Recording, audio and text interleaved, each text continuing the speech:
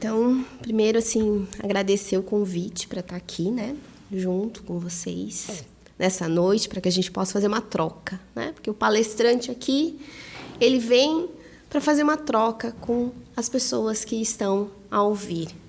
Porque sempre quem recebe mais o ensinamento é quem vem aqui falar, né? Recebe o primeiro ensinamento porque a gente estuda, a gente lê, a gente busca o tema, e aí a gente vem compartilhar um pouquinho dele com vocês. E é tão gostoso receber a energia, né? A energia que vocês têm aqui também para nos dar, nos fornecer. Então, é uma troca, né? Então, gratidão mesmo a essa noite aqui maravilhosa. E hoje, para vir falar aqui, quando o Pedro me convidou para vir fazer a palestra, me veio uma pergunta na cabeça. E eu falei, então, essa vai ser a palestra. E a pergunta que eu começo é: o que é ser espírita? É uma pergunta, às vezes, forte, desafiadora, para que a gente possa responder. E aí a gente vai e recorre ao Evangelho, né? Segundo o Espiritismo, aqui, a qual o meu está cheio de anotações, como vocês podem ver, né? Toda a mostra. E daí nós encontramos num capítulo a qual, por muitos anos, eu fugi dele, que é o capítulo 17, que é Sedes Perfeitos. Porque não é uma coisa simples quando a gente pensa, como assim ser perfeito? Vivemos num mundo de provas e expiações, é algo que nós não conseguimos compreender ainda o que é perfeição. E aí, o Allan Kardec, muito sabiamente, lá no item 4, no finalzinho do item 4, acabando o item, ele nos traz uma resposta a qual a gente consegue respirar. Fala, opa, então peraí, não é perfeição, somos seres perfeitíveis, ou seja, podemos alcançar. Então, temos salvação, temos chances de alcançar. E ele nos traz: reconhece-se o verdadeiro espírita pela sua transformação moral, pelos esforços que emprega para domar as suas inclinações más. Enquanto um se contenta com o seu horizonte limitado, outro se apreende alguma coisa de melhor. Se esforça por desligar-se dele e sempre o consegue. Se tem firme a vontade. Aí você fala, opa, aqui a gente pode começar a compreender um pouquinho melhor o que é ser espírita. Estamos hoje dentro de um centro espírita, ouvindo uma palestra. Muitas vezes as pessoas nos perguntam na rua, né, qual é a sua religião, qual a sua fé, o que você segue? E a gente responde, eu vou no centro, eu sou espírita. Mas qual é o significado disso? Existe algum peso em relação a isso? Eu já ouvi tantas coisas nessa caminhada dentro da doutrina. Algumas pessoas chegam a nós naquele desespero quando entram na doutrina espírita, mas é muita coisa. Eu vou voltar a ser católico, que é mais fácil. Vou voltar a ser evangélico. Porque eles entram num processo justamente da perfeição, de que nós temos que acertar sempre. Mas não. Ser espírita é ter consciência de si mesmo. Consciência de si mesmo e aceitação, a palavra que eu amo. Aceitação. Porque quando ele nos traz que é uma transformação moral, primeiro, para nós transformarmos qualquer coisa, a gente precisa saber o que essa coisa é. Se a gente não sabe o que ela é, fica impossível a gente transformar em alguma coisa. Então, a gente precisa ter consciência de quem somos. E como a gente vai buscar essa consciência? Eu gosto muito da fala do Marlon Reckdown, que é um espírita palestrante também, e ele sempre coloca uma questão assim: quando você descobre, né, ou quando alguém vem e fala, Ah, você é chato, ou você é muito intolerante, autoritário. Ele diz: pare, escute. Porque se você se ofender e já dizer: não, eu não sou isso, acenda uma lanterna vermelha enorme na cabeça, porque é um alerta. Porque se a gente se ofendeu, alguma coisa aí tem. Então ele diz: pare. Aceite essa informação. Aceitação. Essa informação e analise o seu comportamento, analise como é que foi aquela situação que ocorreu para que aquela pessoa tenha chego àquela conclusão. Porque não existe uma ação sem reação. Não existe uma causa sem consequência. Isso é uma lei natural, a qual na doutrina a gente também traz.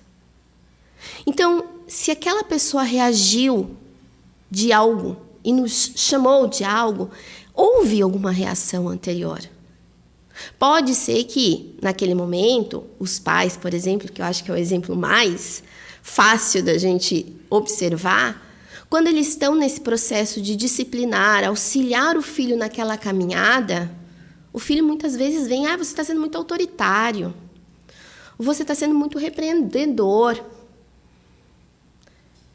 Ok, o pai ele precisa ter esse comportamento, mas a gente precisa analisar: será que o comportamento que eu tive precisava ser tão enérgico assim? Precisava ser tão forte ao ponto de ter essa contra-reação? Será que eu poderia ter outro comportamento? E aí a gente vai analisando esses processos e a gente vai verificando que realmente nós precisamos nos conhecer. Muitas vezes a gente tem a mania de falar assim: não, eu sou uma pessoa tão calma, tão tranquila, né? Eu não me afeto com quase nada. Daí chega um filho na vida. Nossa, daí tudo se afeta, né? Porque o filho ele tem essa necessidade de doação. Ele precisa que você doe para ele o seu tempo, o seu espaço. E aí a gente fica, às vezes, desequilibrado e desorientado nesse processo. Porque a gente está tão habituado dentro das nossas individualidades, da nossa rotina, das nossas situações, que quando chega algo ou alguém que altera aquilo que a gente estava tão confortável em ser, nos causa um desconforto. E aí a gente, às vezes, vai para situações onde vai para a grosseria, para o grito, para a raiva. E aí a gente tem dificuldade de falar assim: não, foi o outro que me ocasionou isso. E a gente vai trazendo: não, é o outro, é o comportamento do outro que faz com que eu me torne uma pessoa ruim, porque eu não sou. Mas nós não podemos ser aquilo que já não está dentro da gente. Não tem como. Eu só sou aquilo que eu já tenho dentro de mim. E isso é tanto positivamente quanto negativamente. Mas a gente pode transformar. E esse que é o bacana. A gente realmente descobrir esses pontos, observando o nosso comportamento e a reação que as pessoas têm para conosco, para que a gente possa trazer e alcançar essa transformação moral, a qual Allan Kardec nos traz aqui. E aí ele continua trazendo que é pelos esforços que nós empregamos para domar as inclinações más. O que seria esforço?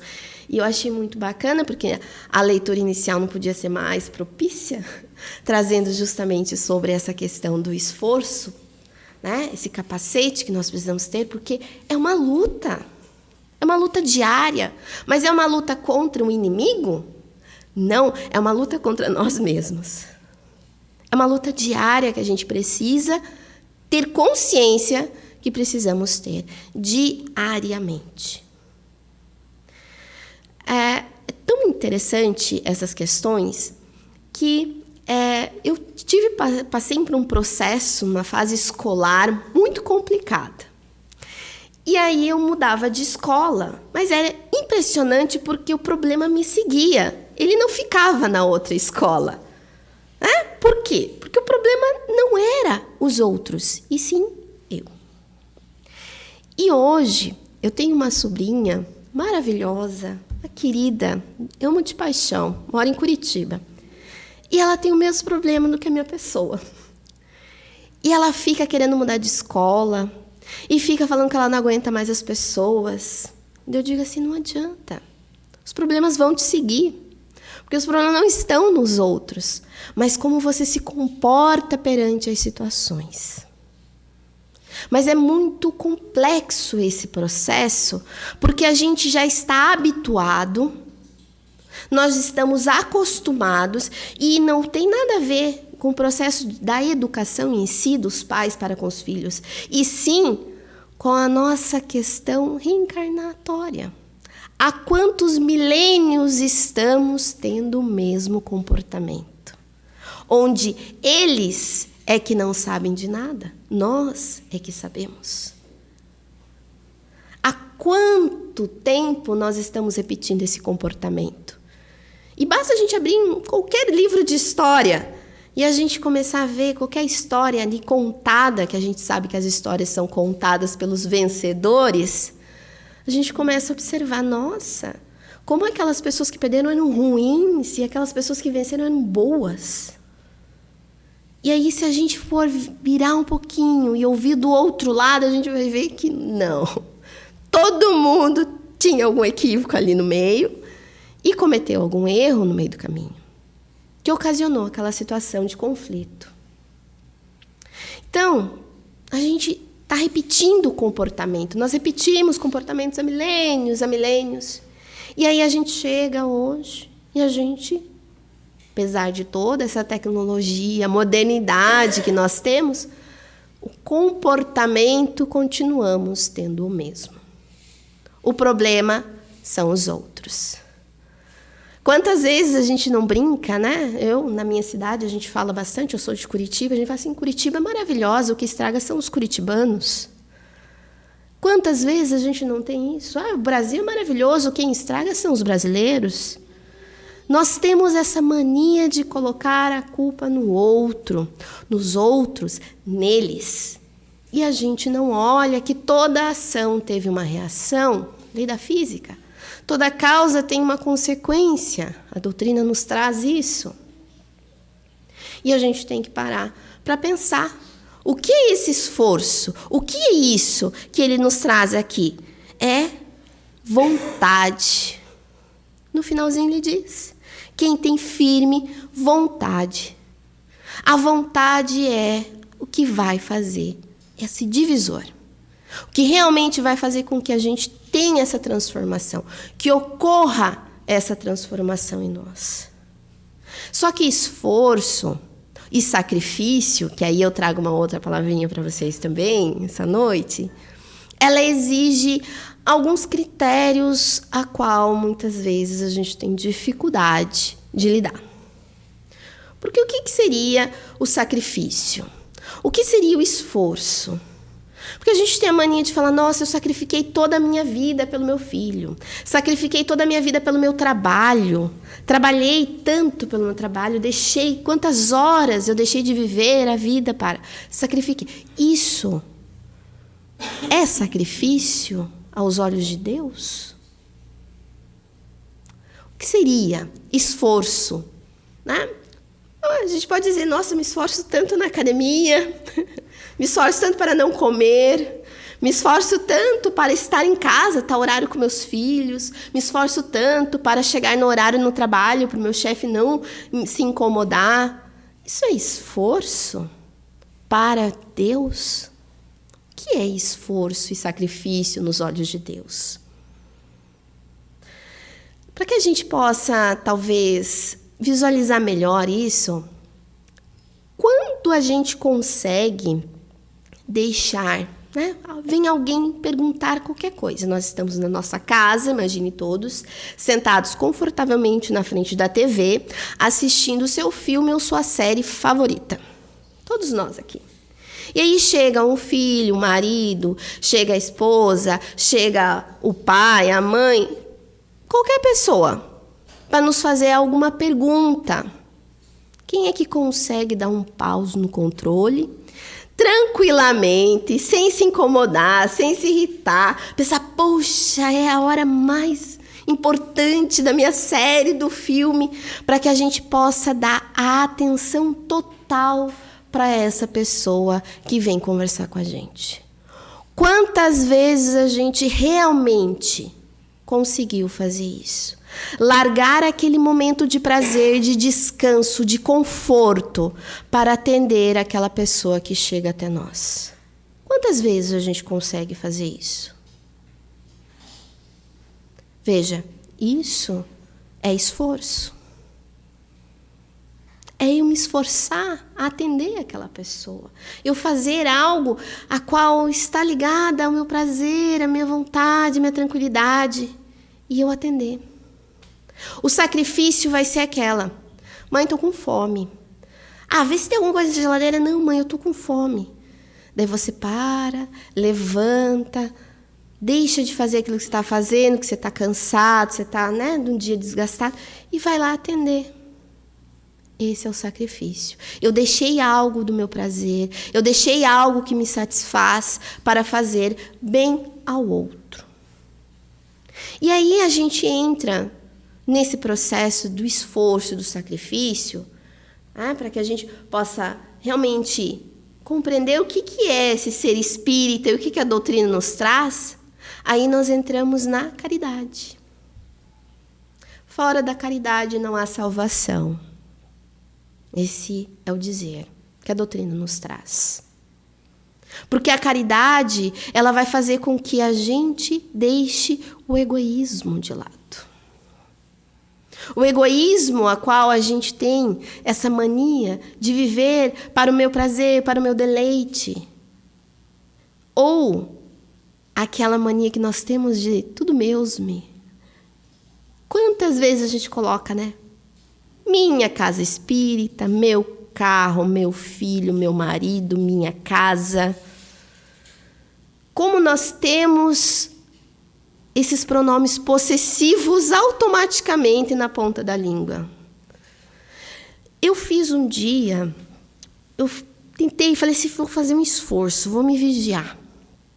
Quantas vezes eu utilizo um pronome possessivo durante o dia? Gente, chegou assim, 1 hora depois, eu desisti de continuar contando. Porque é demais. Até nos pensamentos, a gente daqui a pouco tá, cadê meu, cadê o meu, cadê... É o tempo todo a gente está dizendo isso.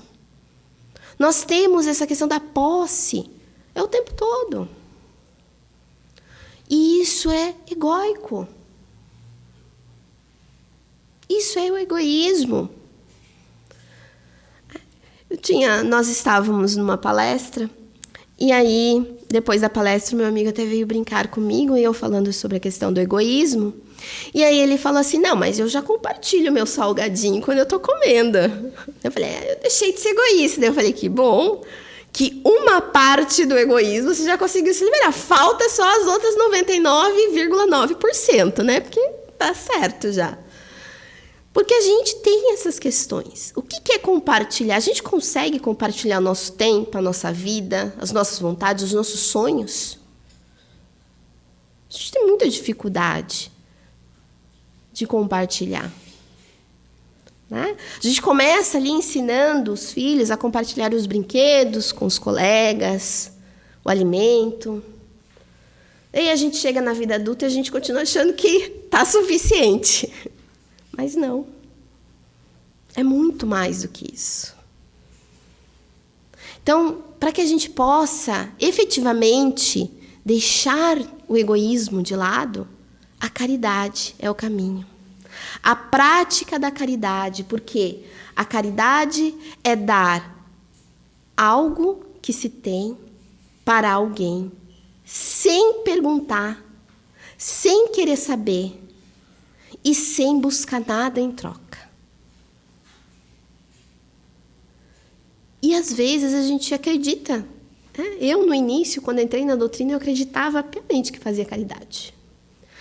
Uma vez por mês, ou a cada 6 meses, uma vez por ano, dependendo do tempo que a gente tem. Faz aquela limpa no guarda-roupa, vê as roupas que você não está mais usando. E pronto, cumpri minha missão. E aí a gente começa a buscar a doutrina e a gente se depara com o Evangelho, onde nos traz a diferença da caridade material e a caridade moral. E aí tem um trechinho no Evangelho, no capítulo 13, onde fala, né? Não vê a sua mão esquerda, o que faz a sua mão direita? Lá no item 9, um trechinho que ele diz assim: a caridade moral consiste em se suportarem umas às outras as criaturas, e é o que menos fazeis nesse mundo inferior. E aí você fala, opa, tem alguma coisa errada. Se a caridade moral é eu suportar, então aquele chefe que me tira do sério, aquele colega de trabalho, é o meu caminho. É o meu caminho da minha transformação moral lá. Porque é ele que vai fazer com que eu pratique essa caridade moral. Porque a material precisamos fazer, com certeza.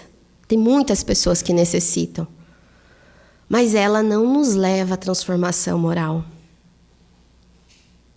Ela não vai nos trazer essa excelência que buscamos um dia, alcançar Cristo. Então a gente precisa começar a pensar: como é que estamos em casa? Como é que estamos no trabalho? Como é que eu vou fazer essa análise? E realmente sempre olhar para si. Porque a gente tem essa mania, gente, é uma mania mesmo, né? A gente tem e fala assim, nossa, o outro que é insuportável, não eu. Mas aí às vezes vem uma pessoa, fala isso para você, vem outra pessoa, fala de novo, daí vem uma terceira, fala a mesma coisa e você diz, opa, talvez a pessoa insuportável seja eu e não o outro. E a gente precisa ter esse olhar. E a aceitação. Tá?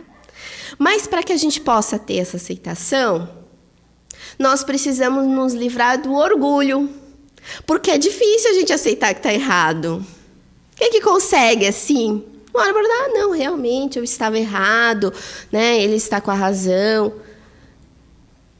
Nós temos muita dificuldade de confirmar que nós temos alguns equívocos, alguns defeitos. Porque a gente é tão querido, a gente é tão legal, a gente tem tanto amigo. E aí, o orgulho. O que a gente faz? O Evangelho vem e nos traz, que é através da humildade. A humildade é que vai nos trazer ao caminho. Porque quando a gente traça essa questão da humildade, quando a gente vai trabalhar esse processo da humildade em nós, a gente vai aceitando os nossos defeitos e as nossas dificuldades. E as nossas, vamos dizer assim, mudança de humor, de comportamento. E o Evangelho também nos traz isso.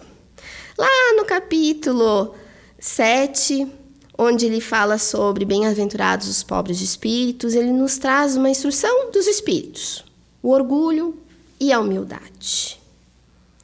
E ele nos traz, essa mensagem é tão linda, que ela fala assim, a humildade é virtude muito esquisita entre nós. Ou seja, a gente não entende a humildade. A gente esquece de praticar a humildade. Porque a gente vê a humildade, às vezes, como submissão, como tolice. Mas não é. Nós precisamos, sim, não ser passados de bobos sobre as situações, mas precisamos reconhecer. Precisamos olhar para o outro com misericórdia e entender que o outro, às vezes, é mais necessitado do que nós. E aí a gente vai aceitando essas dificuldades, vai aceitando essas questões, vai sendo mais tolerante e alcançando, assim, a humildade. E aí, chegando no final já da nossa palestra, a questão mais importante que a gente tem para que a gente possa alcançar esse processo do que é ser espírita, né? O que é o verdadeiro espírita dentro dessas conjunturas aqui. O mais importante é a busca do autoconhecimento. Só que sozinho não somos capazes. Por isso que vivemos em sociedade. Só que em sociedade a gente já trilhou vários aspectos que a gente tem problema com isso. Então, nós temos o caminho do conhecimento. E a doutrina espírita, ela é abençoada porque ela vai nos trazer de várias formas esse conhecimento. E o que a gente pode atingir é através da obra espírita. A obra espírita, ela vai nos trazer esse compêndio. Veja, todo esse processo, né, da caridade, do egoísmo, tudo aqui no Evangelho. Às vezes as pessoas chegam para mim e falam assim, não, ser espírita é complicado, porque você tem que ler demais, tem que estudar demais, é muita coisa.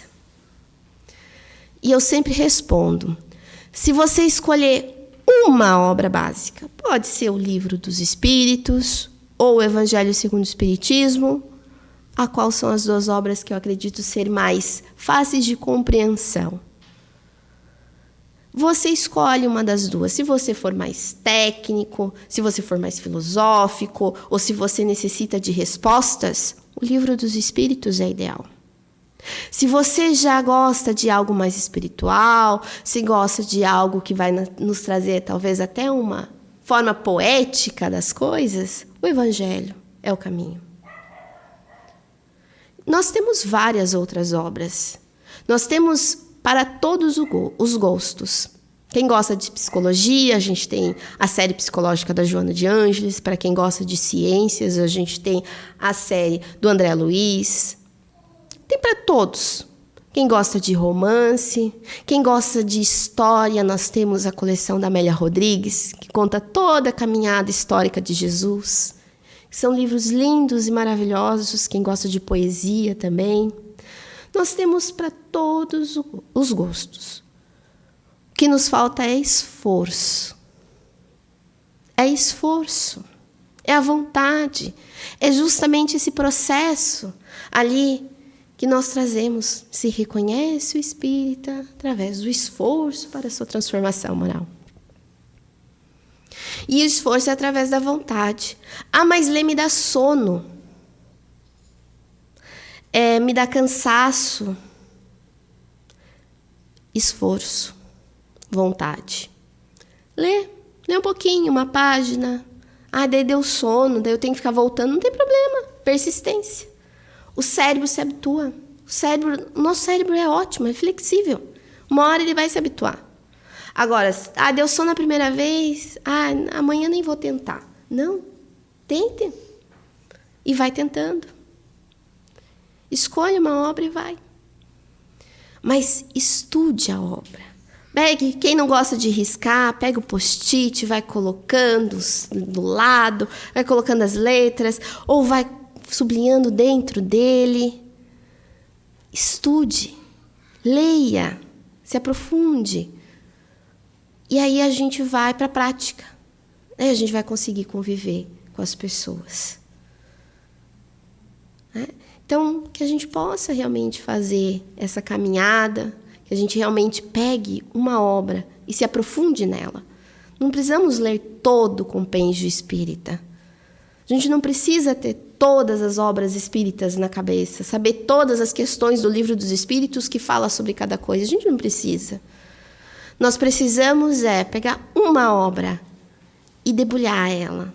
E realmente buscar todos os temas e buscar a compreensão dela com todos os assuntos e todas as situações. Porque o Evangelho não vai nos trazer tantos caminhos. Hoje eu trouxe a caridade, mas podia ser o amor. Podia ser essa transformação moral na transição planetária. Está tudo aqui. Está tudo no Evangelho. Eu não precisaria trazer outra obra espírita. Está aqui. Inclusive esse processo como nós estamos vivendo hoje. As nossas aflições, os nossos sofrimentos, as nossas angústias. Está tudo aqui. Então que a gente realmente possa nos perguntarmos todos os dias. Hoje, como é que vai ser esse meu lado espírita?